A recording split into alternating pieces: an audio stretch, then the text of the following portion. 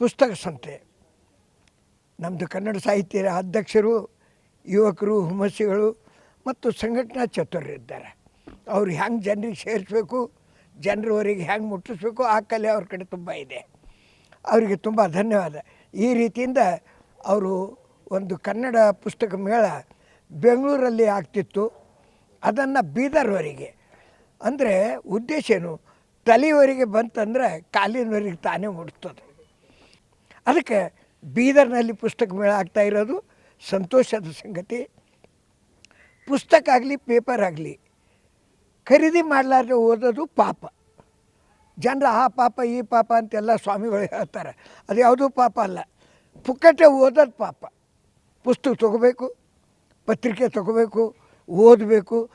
ಓದಾದ್ಮೇಲೆ ಅದು ಕಸದಾಗ ಬಿಡ್ಲಾರ್ದಂಗೆ ಮಗ್ಗಲ ಮನೆಯವರಿಗೆ ಕೊಂಡ್ಕೊಳ್ಳಿಕ್ಕೆ ಶಕ್ತಿ ಇಲ್ಲದೆ ಹೋದ್ರೆ ಅವ್ರಿಗೆ ಓದಕ್ಕೆ ಕೊಡಬೇಕು. ಇಂಥ ಪ್ರವೃತ್ತಿ ಬೆಳಿಬೇಕು.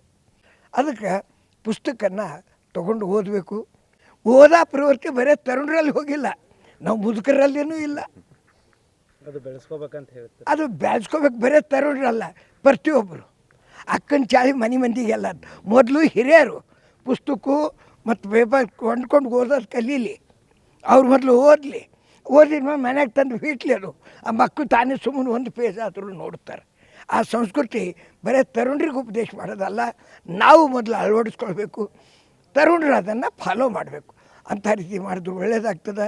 ನಾನು ಕನ್ನಡ ಶಕ್ತಿ ಕೇಂದ್ರದ ವತಿಯಿಂದ, ಸರ್ದಾರ್ ವಲ್ಲಭಾಯ್ ಪಟೇಲ್ ಪ್ರತಿಷ್ಠಾನ ವತಿಯಿಂದ ಹಾಗೂ ಈ ನಮ್ಮ ಉತ್ತರ ಕರ್ನಾಟಕ ಪತ್ರಿಕೆ, ನ್ಯೂಸು ಎಲ್ಲರ ವತಿಯಿಂದ ಈ ಕನ್ನಡ ಬಳಗದವರಿಗೆ, ಕನ್ನಡ ಸಾಹಿತ್ಯ ಪರಿಷದವರಿಗೆ, ಕನ್ನಡ ಯುವಕರಿಗೆ ಅಥವಾ ಕನ್ನಡ ಮನುಷ್ಯನ ಎಲ್ಲ ಬಾಂಧವರಿಗೆ ಹಾರ್ದಿಕವಾಗಿ ಅಭಿನಂದನೆ ಸಲ್ಲಿಸ್ತೀನಿ.